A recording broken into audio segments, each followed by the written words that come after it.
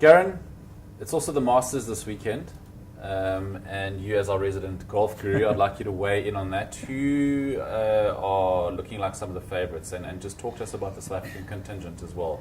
Okay, well, starting with the favourites, unfortunately, I don't think any of the 5 South Africans there are going to be serious contenders for the green jacket this year. In terms of overall favourites, obviously world number 1 Rory McIlroy. He's playing some really good golf. The course at Augusta is pretty much tailor-made for him. You have to hit it long. You have to hit it fairly straight. His driving's been really, really impressive the last couple of years. And you obviously have to have a fairly good short game. So, he would be my number 1 pick. It's obviously the obvious pick as the favourite. But then looking at other players like Bubba Watson, obviously hits it a long way. He's going for 3 wins in 4 years, which is quite staggering. But he hits it a mile. He's able to shape it around those big trees that they have at Augusta. So he's another one to watch. And then sort of as maybe outsiders, the 2 Australians, Jason Day and Adam Scott. Scott's won there before. Again, drives the ball incredibly well.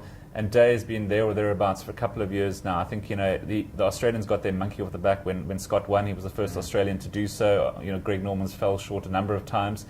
And Day, I think, is going to grow in confidence, having seen his countrymen pick up the title. So he's my outside shrewd pick if you're really looking for a bit of an outsider with good odds. I think Jason Day is the man to watch. Then from a South African point of view, as I said, 5 South Africans playing. Trevor Immelman, he's there as a past champion, hasn't really done that much. His was almost sort of like a one-hit wonder. I mean, since that Masters win, he hasn't really done much. Yeah, he's had a lot of he's had injuries and ailments and stuff. So he'll be there for the rest of his life, or as long as he wants to play. But I don't think deep down he knows he's a factor this week. Charles Schwartzel, he's also a past champion, but he is playing better golf. He's done a few changes or made a few changes to his swing. Hopefully they reap rewards this weekend. I think he also hits it a long way. I think he might be the best South African there. Obviously got Ernie Els getting on a little bit now. You're always rooting for Ernie. Everyone loves Ernie. I'm sure he'll put together a couple of good rounds. I don't think it will be 4 good rounds and good enough to be in contention.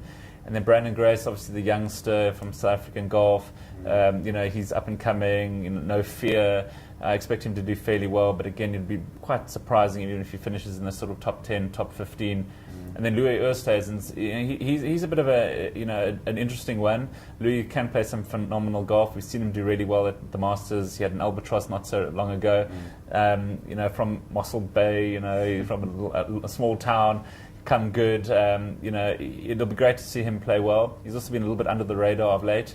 Haven't really heard too much about him, but some courses just favour certain golfers, and they can do nothing up until the Masters in early April, and then they suddenly come good, and before you know it, they're right up there on the first page of the leaderboard. So should be fantastic viewing. Augusta National looking fantastic. We saw it yesterday at the Par 3 contest. Flowers blooming. It's just the most amazing place. I think on every golfer's bucket list to go and either watch or play at Augusta if they can. Thanks, Garen. Thanks very much. Thanks, James.